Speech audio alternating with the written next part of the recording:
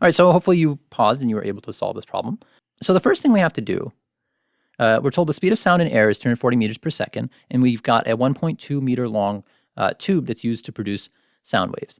So we want the wavelength of the fundamental frequency for each of the following cases.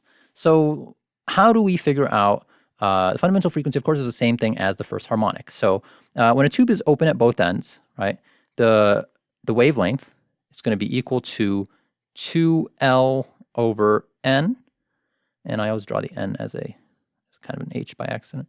And then when the tube is closed at one end, we know that it's going to be 4L over N, right? But of course, in this case, N is just going to be 1 for both of them, right? So, so if we're dealing with 1, then it's going to be, the wavelength is going to be 2 times 1.2, right? And in this case, it's going to be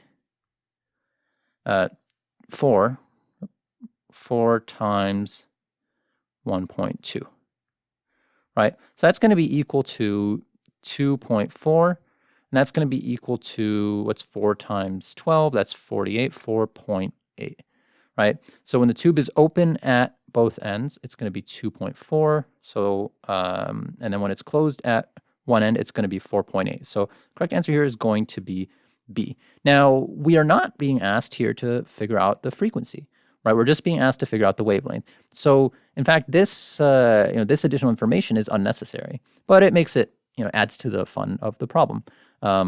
Might get tripped up on it. And so make sure not to get tripped up on it, right? Fairly straightforward, not too long of a problem actually. And that's how you solve this problem.